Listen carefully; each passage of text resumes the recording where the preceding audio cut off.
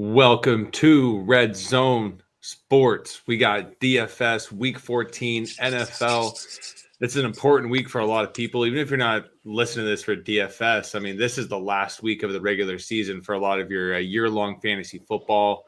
You might be trying to make some decisions on guys you might want to play or not play. Well, you might hear their name pop up here over the podcast, and that might solidify your decision. I don't know. And our fantasy league, Jimmy, I'm in this position where if I win by 45 points this week, I lock down the second place in a bye week. And if I lose and three other teams win, I drop to sixth place and I get the worst seed. I mean, it all hinges on this. So needless to say, the playoffs have already begun. Yeah, pretty much. I mean, big week for a lot of people. Last week of best ball to advance into the sudden death rounds. So I'm very excited. I just took a final tally of where I'm at with all my teams. I'm advancing about 28% of all my teams, which is average is about 18 to 20. So I'm above average there. And I've got the teams that I need to make the push are actually in a good spot because they don't have a lot of the people that are on buys. So yeah, it's going to be a good weekend. I'm flying solo this weekend with the wife out of town at the last weekend of the Eras Tour. So there will be no distractions on Sunday. There will be the kids will be self-sufficient and yeah, we're going to have it rocking and rolling on Sunday. So I like it. tomorrow, I'll probably do a small showdown show for Sunday night, so we can get that content out there for people if people are interested. And got a good, great week of betting college football tomorrow. So yeah, I mean, Vinny's going to have a little betting show out in the morning for that. So stay tuned for that. It's going to be a good weekend. So with that being said, let's jump right in the old quarterbacks here. Yeah, let's get into it. Starting up high, are you interested in these two guys that are obviously priced way up compared to everyone else, and Josh Allen and Jalen Hurts at 7,800 8K? Are you taking a stab at these, or are you like, I'm just going to work my way down this week? I think that you have to be interested with Josh Allen with just like the one-man show wrecking ball that he is.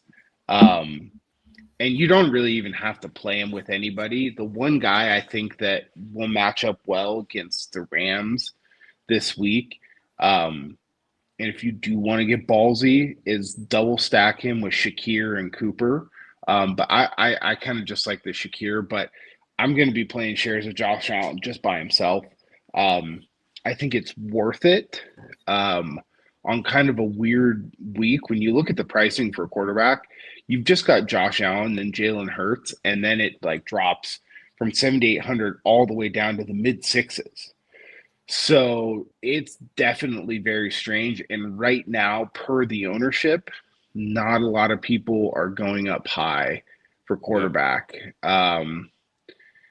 It's pretty spread out. The highest owned quarterback right now is 12% Sam Darnold.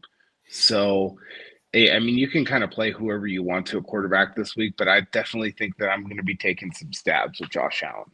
Yeah, I like it. And also, it's the late slate, right? He's coming to the West Coast. He gets to play in a good environment, which obviously he doesn't get to do that often this time of the year. So, yeah, I'm definitely interested in Josh Allen. Jalen Hurts, it feels like it's almost too easy, but Carolina's actually been playing decent ball lately. They're starting to get their shit together a little bit. I'm not saying they're a good football team by any means, and they can get absolutely wrecked here. But saying that, if they do get wrecked, like, what is Jalen Hurts going to do? Like, is this the week that Saquon Barkley solidifies his MVP race and they give him the ball 35 times and they're giving him the ball in the goal line, right, to get those stats up? And is the passing game even necessary here? So Jalen Hurts, I feel like there's a lot of question marks here, and I feel like he just priced up too high. If he was in that like 7K, high 6K range, I think I'd be a lot more interested. I think that if where he makes sense is if you're playing in one of the big single entry tournaments and like the big like $12 single entry that has just like a ton of entries in it. I think that is a good spot to play like a Hurt stack because, like you said, Joey, not a lot of people are going to be getting there. Most of the contests that I play, I just don't think it's necessary for kind of what I'm looking for this week. So I'm with you. I would be much more interested if he was like 7,200, Exactly. 7,100. But like, yeah, at 78, I kind of just can't get there. So that Yeah, drops and us it's down. weird. It's like a dart throw of like, okay, who's going to get the goal line touchdowns? Is it going to be Hurts or is it going to be Saquon? You got to flip a coin. So if you're going to do it, you almost have to have opposing lineups kind of hedging each other against each other. Right. Yeah. So So it's I don't it's like gonna doing that. I don't love it. The nice thing though is if you are going to stack it, there's some good stacking options, and some of the Carolina stuff is there's some nice run back options on the other side. I think it's one of those weeks where if I think I might play one lineup with Jalen Hurts, but it's gonna be with Saquon, and it might be one of the and I'm just gonna tell myself the story that like, he might throw it to like, Calcaterra once or whatever, but it's a week where Saquon gets a rushing touchdown, Saquon gets a receiving touchdown, Hertz runs one or two in, and like that's how that gets there. Again, it's gonna be in one of the larger single entry tournaments. It's not gonna be, you know, one of my core lineups or core plays, but I certainly think that it can get there. Fair. But going down to the sixes, who's your Yeah, favorite QB out of the my sixes favorite. right here? I think it's my favorite quarterback on the slate. It's Baker Mayfield. I think it's a nice bounce back opportunity for him. It's at home. You got the Raiders traveling to the East Coast. It's historically not good. No, They just took a pretty brutal loss to the Chiefs, where they fought it out to the end and they squandered the opportunity.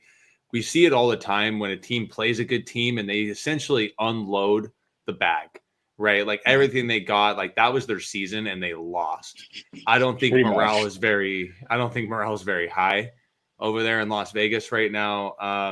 This whole notion of what Pierce did last year at the end of the season, like he's not an interim coach anymore. I don't think they get that bump. Tampa Bay is fighting to win that division. For I could sure, see yeah. Baker actually getting us there, like in the first half. And the Oh Bucks yeah. run game is nothing impressive, but those running backs get a lot of catches. So I feel like you can get a little weird with these stacks. You can go with the Baker Mayfield, Bucky Irving, and a Mike Evans. You can get Otton in there. There's a lot of options. I don't really care if this game is close because again, the Bucks are gonna throw the ball regardless. And I can see Well, Baker throwing the ball 40 times and potentially having his like 2-3 touchdowns in the first half. yeah. I mean, I don't the Bucks aren't good enough of a team to really blow anybody out.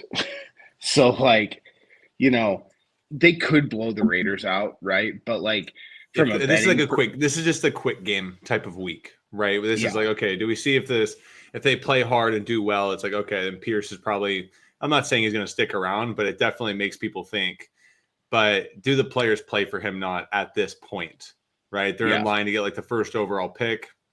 A lot of speculation what's already going to happen next year. And like I said, they unloaded the bag last week. I just don't think they have the juice. Also, while No, traveling to Florida. yeah, I agree with you there, but I do think that they'll keep it close enough where the Baker stacks can get us there. I don't know that you need to triple stack it. This could be a game that like I think Mike Evans just might explode. Yeah. He's due for one of those like kind of a big. He had a good game last week. He got there overtime, really helped that out. 28 points. 11 the week before that after coming off an injury for a few weeks. So like I think he's in for another 25, 28 point game, and then we can't forget the golden rule of fantasy, just play tight ends against the Raiders because for it seems like the last decade, they just don't match up well against the tight ends. And Kate Yeah, Otten, and I mean I like that and everything, but the reality is I like the run back so much better. Where Brock Bowers is leading the league in receptions, right? And the Buccaneers defense is a pass funnel, especially up the middle. for This sure. is easily a week where Bowers gets 12 catches, right? Yep. And possibly gets a touchdown. So I like Otton a lot. The only thing, like, I think I love Otton as a player so much that I think it skews me when it comes to DFS sometimes. Um, so because he's just such a tough motherfucker, right? And he's It's just fair fun to enough. watch. Then you look at like the stat sheet and you're like, okay, well, how many times has he really like exploded and got us there? And it's like he's good, obviously, but I don't think he's explosive like a Brock Bowers, where again you can go Baker, Mike Evans, and Brock Bowers in the same game. Because if the Bucks get up early, which is the most likely scenario, with the Raiders coming out really slow and sloppy in the first half, and then Bowers are just getting peppered in the second half because they're down by 20. Yeah. Yeah. And, I think that there's some nice run back options. We'll talk about it more when we get to wide receiver. But yeah, Baker was the guy who made me all my money last week in that stack. So I'm going to keep going back to it. Like you said, he just keeps chucking it. So Yep. Another guy in the sixes that I've got some interest in that I think is it could be a little bit scary, not scary, but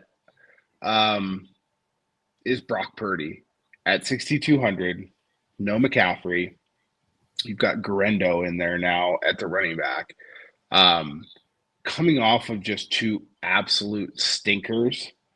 Now, this game is going to be close, and I wouldn't be surprised if the Bears won this game, but like it's going to be 65 degrees in Santa Clara. The weather's going to be perfect. They have basically all of their passing options, right? Pearsall's kind of been a no-show. I think Kyle Shanahan is going to try and get Brock Purdy going a little bit. And Niners have basically no chance of making the playoffs, but until they're mathematically eliminated, they're going to keep hammering hard and trying to win, right? It's just basically from the ownership not acceptable for them to not. So at 6,200, Brock has shown that when, the Niners kind of get it going a little bit, that, he can have those 25, 28-point games. He's got the rushing upside. He'll give you 20, 30 yards on the ground. He's got a couple of rushing touchdowns this year. So I think it's a spot where not a lot of people are going to go. And I'm definitely going to have at least one lineup with like Brock and Jennings and Kittle, because something like that. At minimum, Brock and Kittle for sure. But I just think it's hard to ignore it, right? Yeah, only devil's advocate is I feel like the Bears secondary is pretty nice. And they possibly get the interim coach bump this week. So that's the only thing it's my only devil's advocate. I get it. You said, hey, maybe one lineup. It's not something I'm going to pepper, but it's definitely interesting to get weird in a big GPP. Well, yeah. I mean, I think that the Bears get the coach bump more on the offense than they do on the defense. Their secondary is nice, but it's like nothing special. I think that this game is like a fucking shootout. So, yeah. Fair enough. We'll see what happens there. You mentioned it earlier. Darnold is 12% owned, highest owned quarterback. Again, that doesn't scare me. 12% is nothing, right? It's probably going to be my favorite stacking game of the week is going to be this game with the Vikings and the Falcons. I feel like Kirk is going to have a little bit of a bounce back. Darnold versus a very poor Falcons defense. This could be an absolute shootout type of game. Kirk Cousins against the blitz is actually a very good quarterback. He's able to make the read real quick and hit his guys fast. And that's all Brian Flores does is just send like the house, like every play. Kirk Cousins can't move, but there's opportunities in one-on-ones with some very talented options for him. So this game in general, I do think possibly has the highest potential for points scored easily. So I feel like it's justified that Darnold's the highest owned quarterback. And I'm definitely going to have shares in him. Yeah. I think it's virtually impossible to get away from him this week. Justin Jefferson, really since like that Niners game where he caught that like the 98-yard touchdown, hasn't really had like a big explosion week this week. And I think that this week is definitely the week. Especially since teams have obviously been like, hey, anyone but Jefferson. And it really hasn't mattered. Addison's been going off. Other guys have been going off. So it's like, you can't do that. They got too many weapons. So there's going to be a week where the balance of power kind of comes back. Well, the interesting part is that, this is the week, like if you go look at the ownership real quick on Jefferson's, 18%.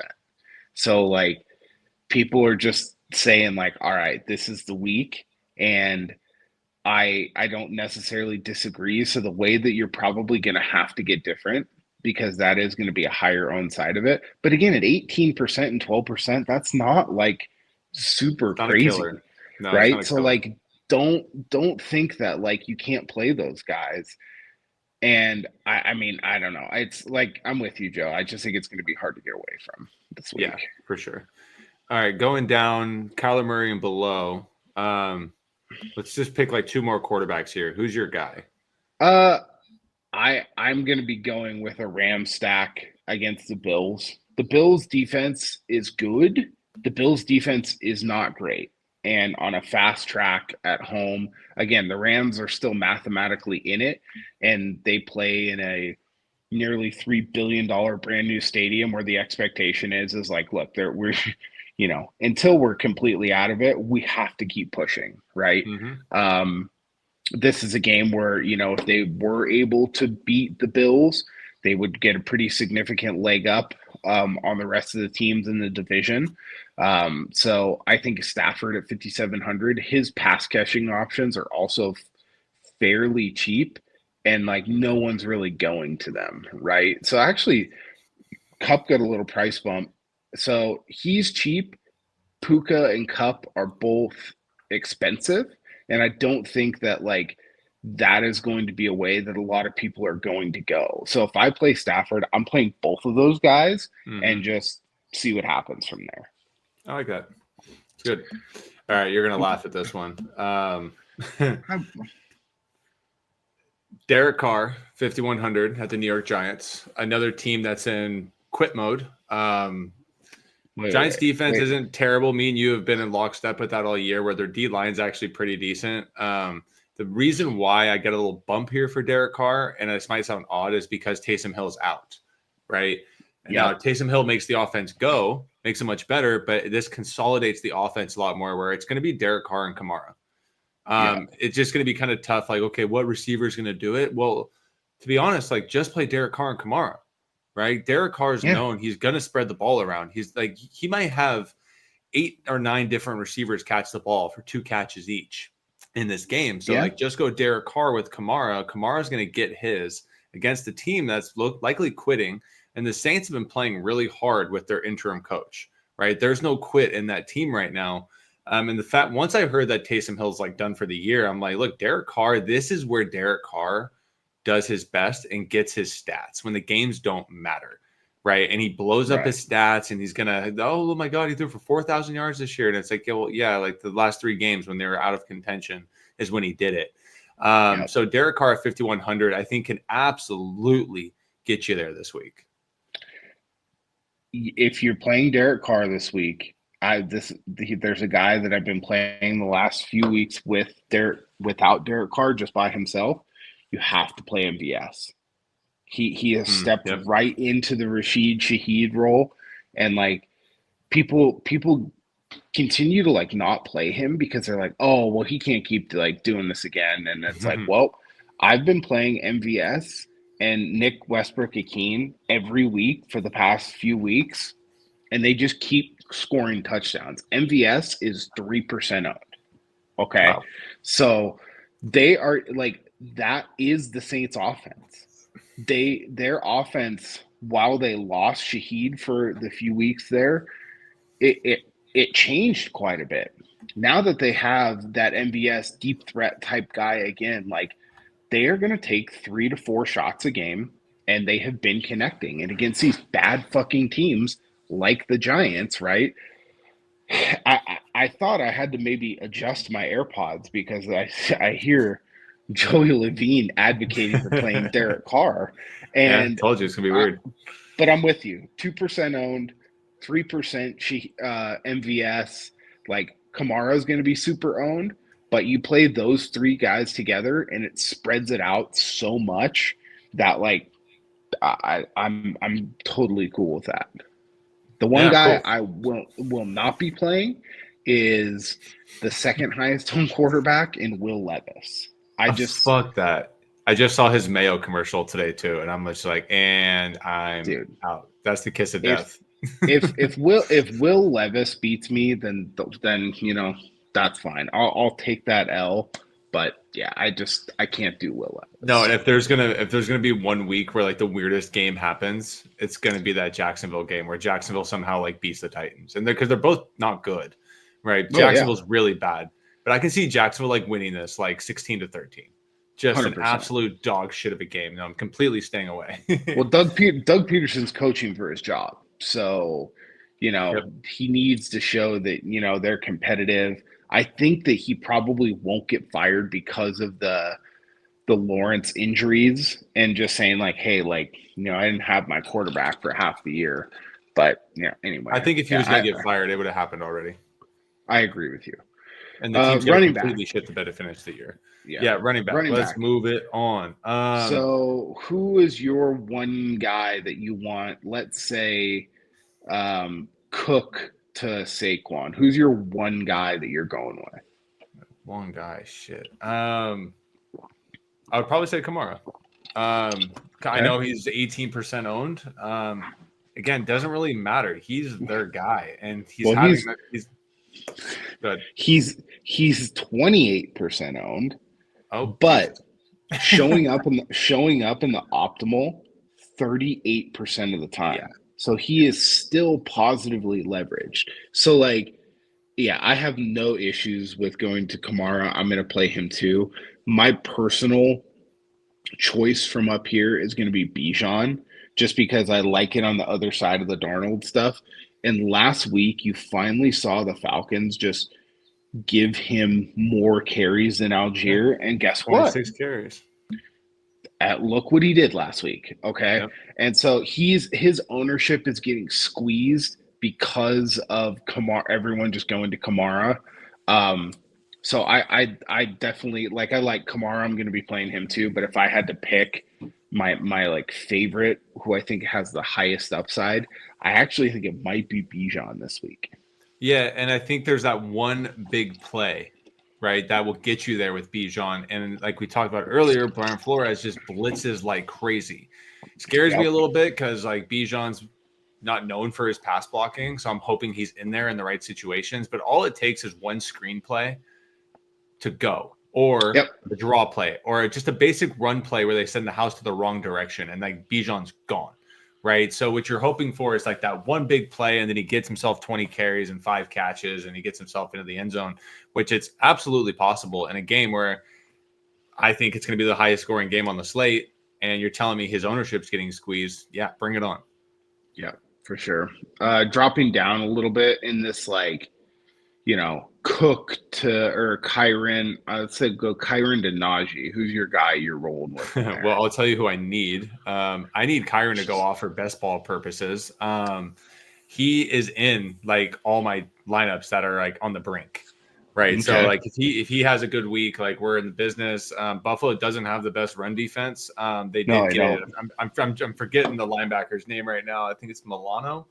Yeah, they got Milano back, Which is big for their but defense, right? But yeah, again, like they're on the road, playing against the. I mean, like you said, the Rams. They have to win this week, and McVay knows for their offense to go, Kyron needs to go. And when yeah, Kyron's going, that offense really gels. So I have a feeling McVay's really going to try to get Kyron the ball, keep the ball to Josh Allen's hands as much as possible. If that game plan works out, Kyron can get us a multi-touchdown game here. So for Kyron, I sure. need him a lot, and I think it's more hopeful that he goes off. I'm Yeah, talking I myself think. into it. I mean, I actually really like the skinny stack of just Kyron and Josh Allen. Dude, that's yeah. Like no one's doing that. Like No, nobody is doing that. So because it goes against some rules, right? Like you're playing a running back against another quarterback. Like, but what you're telling yourself is in that game, Kyron gets 2 or 3 rushing touchdowns and Josh Allen throws for 2 touchdowns and gets 2 rushing touchdowns or rushes for 2 and gets 1 passing. And then nobody else really gets there. Like none of his other, like I said, you could play Shakir just for the PPR points, but you don't need to. And no one, like you said, is going to play just those two. So yeah, I I mean like that's awesome actually. I like that a lot. I like the Kyron call. I really, really like we talked about it a little bit earlier. I really like the Bucky Irving spot. I Mm-hmm. just hope that like he's been limited. You saw him after the game last week, like walking off the field with the giant like heating pad like wrapped on his hip. But he's practiced all week at 5% versus the Raiders, and like he is kind of really starting to emerge as the RB1 there in Tampa.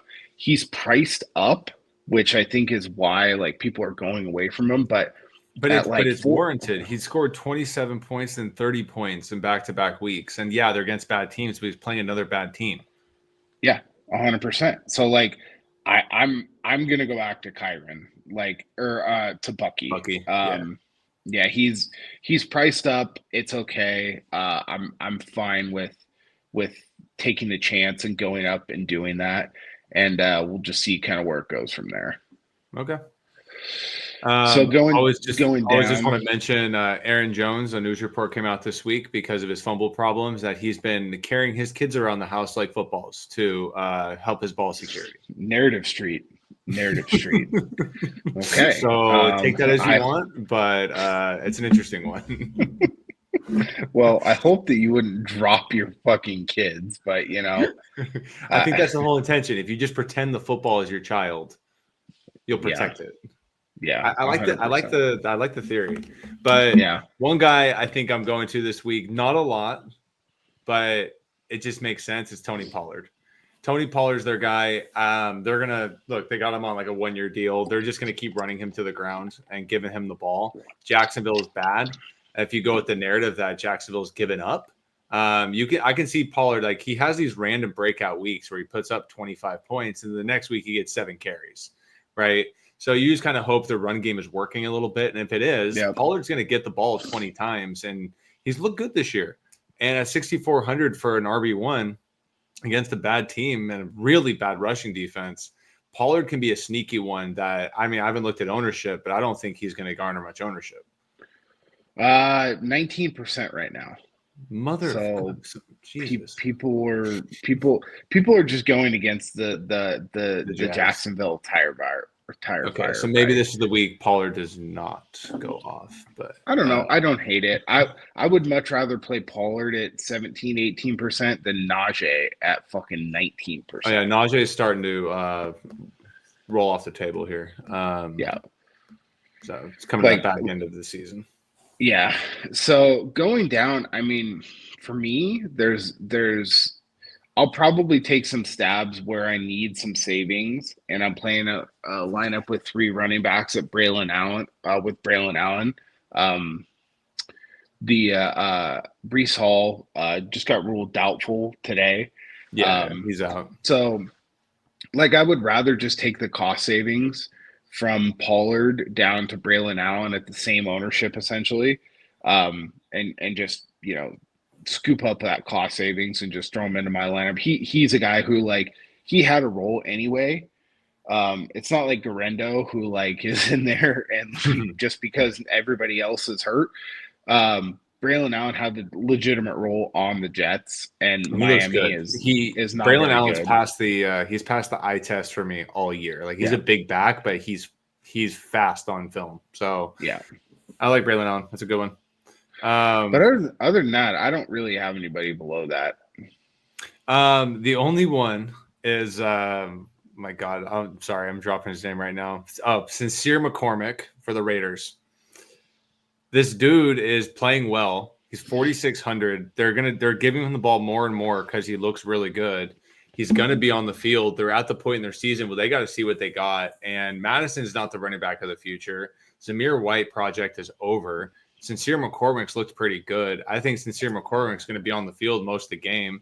At 4,600, if he just gets you 3 or 4 catches and rushes for 50 yards, and I mean, God forbid it scores a touchdown. I mean, my only problem is the games where Madison has played, they have just given Madison the ball a lot.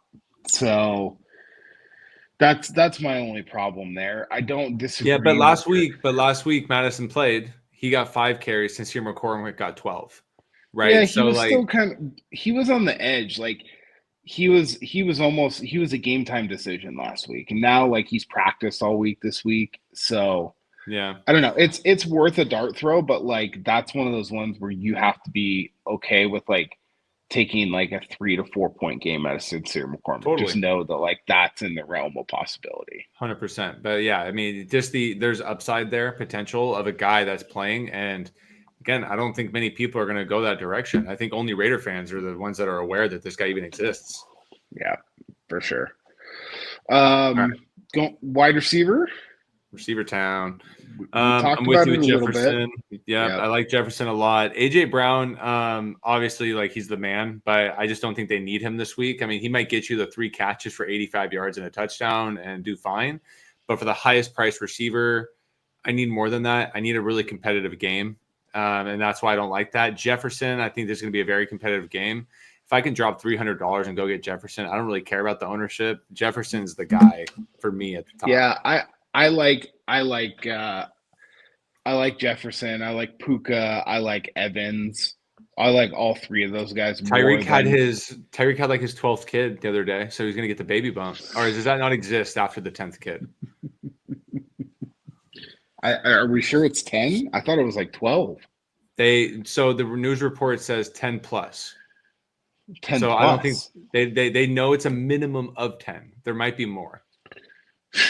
I don't even know like how it's Like possible do to you be but do honest you with but do you you. get but do you get a baby bump after a certain number?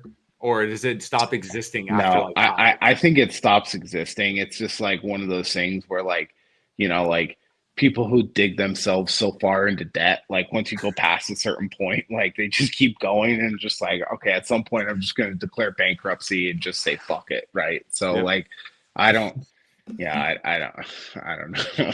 I mean, Um good for him. I mean, hopefully he produces 10 NFL players of the future. yeah. That'll be fun. That'll be a Neighbors fun narrative. neighbors did not practice on Friday. No, dude, Um Thursday he hurt him. He's been dealing with a groin all week, like minor, and then went out of practice on Thursday with a hip, which is essentially your groin, and did not practice Friday. that's not great. He's going to be a game time decision. I don't like it, and his quarterback is I mean Drew Lock's playing, which is great and all, but I don't know. It's Um one that's bugging me a bit. down here into like the mid to the low sixes, I'm going to DK. DK hasn't Dude, I've been had. on the DK train. Like I'm just waiting for him to explode. He's now at the point where Jackson Smith and Jigba is now $100 more than he is, and I understand it. They're basing that pricing off of the production, but like I'm always playing for upside, and DK is a guy that has like legitimate 30-point upside. So 100%. yeah, he's my favorite, kind of in that range. And then my other favorite guy of the week, I kind of already talked about it a little bit, Khalil Shakir. Um, he's just the clear go-to guy for Josh Allen right now in the passing game. They are going to have to use him quite a bit this week. Um, he's only coming in at like 5-6% owned, but showing up in the optimals 17% of the time. Damn. So yeah. Uh, I like Shakir. He's done well for me all year this year, so that's going to be one where I'll go right back to him. I like that. I like that. Do you have any interest in Jerry Judy, the man of explosion, the last 3 weeks? No, I don't think that I can get there versus the Steelers. Um, I don't know. I mean, Yeah. it's certainly there, but at 15 to 16% owned, I would just rather go down uh $200 to Darnell Mooney. Hey, I was just going to bring up Mooney. We've Yeah, been look. He didn't have a great game last week, but it's not his fault. Kirk Cousins threw 4 picks. He had a bye week the week before, and then did not have a good week against a good Denver defense. We just haven't seen it from him in a couple of weeks, and I think people have forgotten about him a bit. And look, Darnell Mooney is very explosive, and he's going to get a lot of one-on-one matchups in this game. He is their deep ball guy. Um, I really like Darnell Mooney at 5,500. It's a steal in my opinion. well, he was also dealing with like some like Achilles, some sort of like sore Achilles injury, Mhm. which wasn't great against Denver. Had the bye week to kind of get healthy, and then obviously played last week, but Cousins was a Hurt just tire shit the fire. bed. Yeah. Yeah. So I think that, everyone's flocking to London, which is fine. But at 3% owned at 5,500, his price has now come back down because of performance over the last few weeks. So, like, now is the time to just fucking hammer Darnell Mooney. Love it. Hell yeah. All right. We're on lockstep there. All right. Going Moving down. down, I mean, How is Jalen Waddle still 5,400? well, I don't even want to talk about Dude, Jalen I'm just Waddle. saying he should be like 4,200. Like, Yeah, he's. How is Adam Thielen only 1% owned? Like I think people forgot about him. Even though he went off last week. He went off last week. I 10 think. targets, yep. Did people just think that, like, I don't know. I think that Carolina's playing a little bit better. And I fear that for Philadelphia, this could be a little bit of an overlook spot for them, Yeah, it where could be a trap for sure. they're very susceptible to playing down to their competition in certain settings. They've been kind of firing on all cylinders. I think at 5,300, I just don't understand the price. For Thielen, he should be higher, and the fact that he's not garnering any ownership is like, all right, like I'll take a shot on Adam Thielen, like that's fine. I'll go right back to him this week. He should have had 2 touchdowns last week. He dropped one, so yeah. I mean, I'm all in Thielen. Give him to me. Not against it. We talked about MVS 4,600. I think is a great play. Just come on, keep scrolling on down here. Seeing a name. Do you have anyone that's in this 4K range that you really like? I think that we can't ignore the type of target volume that Parker Washington has in that Jags offense. Mm-hmm. It's just him and Brian Thomas. So at 4,400, he's awesome, by the way. Yeah, Brian Thomas is fantastic. But like at 4,400, that's fine. Darius Slayton is starting to get, his ownership is starting to creep above 10% now with I just want to see news. Slayton for once in his career play with a good quarterback. Yeah, he's good, man. Like I feel like he's good, but they never trust him. They're always drafting a new receiver to like take his place. And he starts the season as a number 4, ends up being the number 1 by like week 5, and this is like every single year. Yeah. Just want him to move on from the Giants. I agree. I think a guy that, like, if you want to play like a sneaky, like Josh Allen lineup and you don't want to play Kyron and you want to play Allen and Shakir, I think Demarcus Robinson's actually a really nice little run back there at 4,200. He's a legitimate part of that offense. He catches touchdowns and he's going to be like less than 1% owned. So I think that is a decent spot. I also think that, I don't know, man. Down here, it's just like it's getting ugly. I'm good. There's not a lot of value this week, like unless some like weird injuries start to pop up. I mean, there's nobody down here that I feel like good about playing. No, I really don't. There's like nobody that's popping up to me that's saying like, oh, maybe. And actually, hold on. There's one that's a maybe. Again, this is a dart throw because it's in this game. It's Jalen Naylor for the Vikings. Yeah, that's fine. 3,400, right? It's a dart throw, right? You're just hoping he just grabs a touchdown. 4 catches, 45 yards touchdown. That's where if you're that one, like I would just play him with Darnold and Jefferson just to make sure that. Because no one's going to play him. He's going to be like 0.5% owned or something like that. Yeah. So he's the only one that jumps off the page at all. All right, let's move on to tight ends. All right. Well, your boy Bowers is the highest priced with good reason. He's also, and I think he's actually priced legit, right? He's a wide receiver. He's the leading NFL reception person right now. Yep. So 6,500 is legit. Earlier in the week when I looked at this, he wasn't garnering a ton of ownership. He is now. He's 18 to 19% owned. Wow. So, okay. But hey, that's actually great though for the rest of the lineups. If he's getting up to that like 20% range, that's 20% of people that are going to have to sacrifice elsewhere. And like we just talked about, there's not much value at receiver, and there's really not that much value at running back. No. So people are gonna have to get pretty creative if you're putting Brock Bowers in your lineup. But again, I'll have some. It's gonna be tough though with this slate. I agree. Other than that, I think that Kittle is going to be a nice play this week at 5,800. Kind of the squeaky wheel.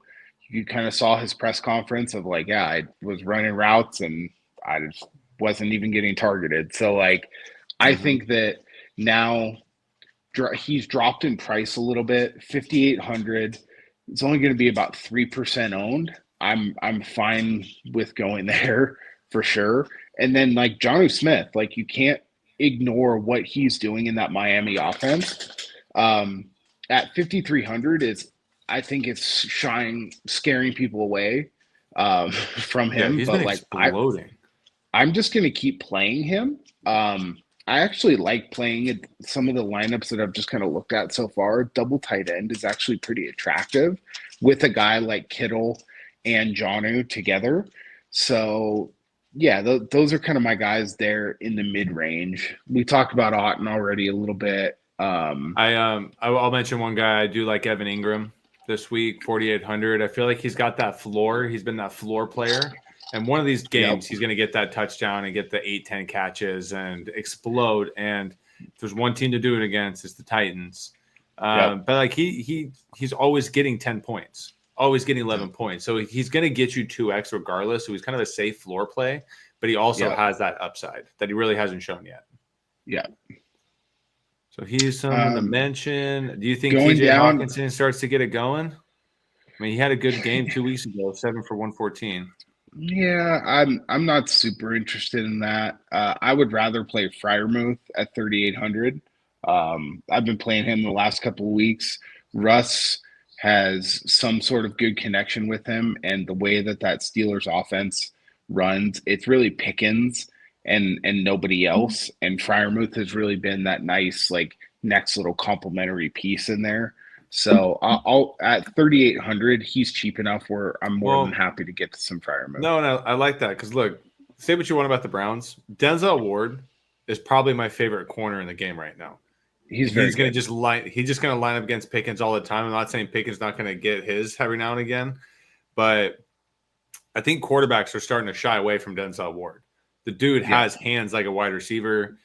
His interception ability is off the charts. He's always in the right position. And I think it scares quarterbacks a little bit from going that direction. So I don't think Pickens has got that much upside.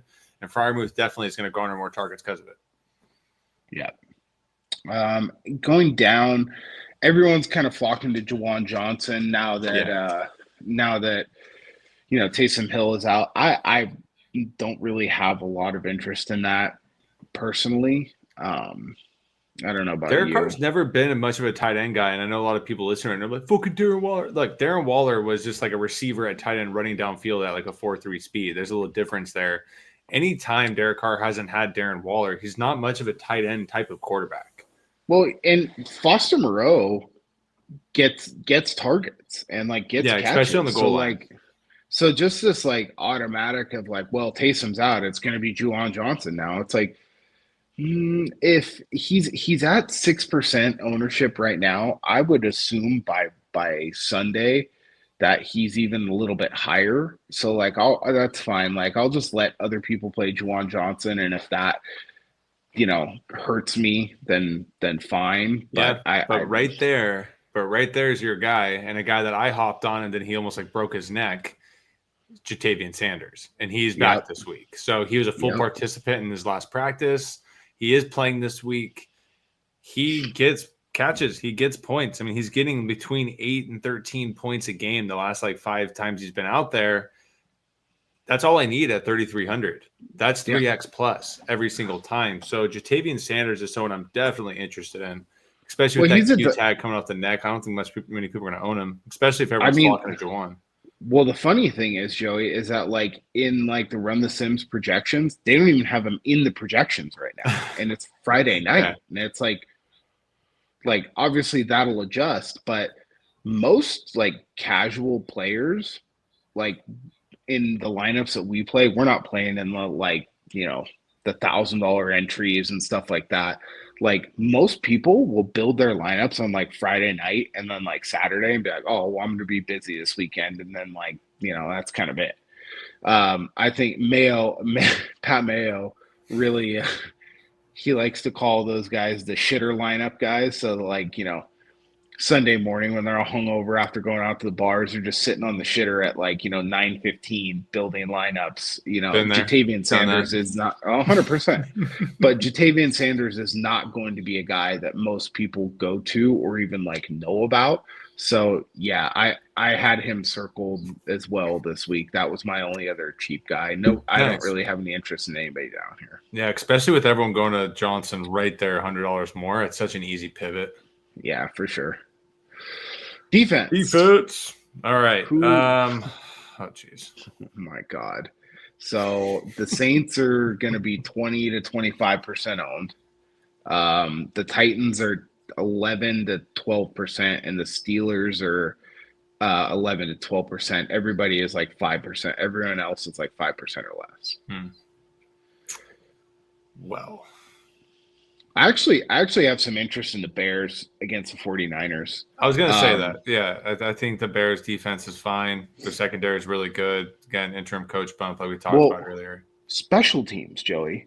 Special teams. Niners special team sucks.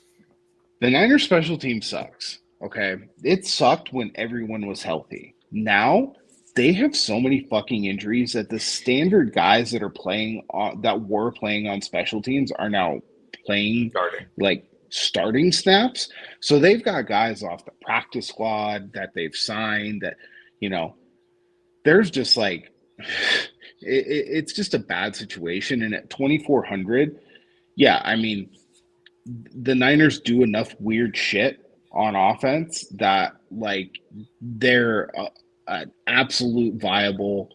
Trent Williams not playing again this week. Their center is ranked 40th in the NFL on PFF. There's only 32 teams, so that means he ranks behind guys that have like come in and like played because of injuries, which is not great. Even if you turn the minimum snap requirement on, he's still 37th. So, the Bears do have a pretty good pass rush. At 2,400, when like we kind of talked about already, there's just not a lot of value out there. I'm fine with playing the Bears at 2,400 with the new coach. Like you said, they get a little bit of a bump. I think that they could easily beat the Niners. So that's kind of my favorite defense right now. I'll probably send that in like 80% of my lineups just to go cheap at defense. If anyone's like standing out to me a little bit, Cardinals defense is interesting. They've had 5 sacks in each of their last 2 games against pretty decent teams, against Minnesota and Seattle, and then they play Seattle again. Geno Smith is no stranger to turning the ball over and taking shots. The Cardinals are getting to the quarterback, and that's probably my favorite stat to look at is, okay, are you pressuring the quarterback and making him make mistakes? And if there's someone that you want to do that with, it's Geno. Well, Geno is like Jameis Light. Right. Yeah, like exactly. he's going to have the like 3 to 4, just like, what the fuck was that throws a game. And, sometimes they get intercepted, sometimes they get dropped, sometimes they get tipped, whatever. Right. But yeah, I mean, I think that that's going to be a fairly high scoring, passing game anyway. And I actually like that call quite a bit. Because it's like they can give up points, but if they get multiple sacks and a couple turnovers and think, God, man, a defensive touchdown, it's like, I don't care. If I'm paying up, I think I'm probably going to the Vikings. I mean, Kirk Cousins is like not mobile whatsoever.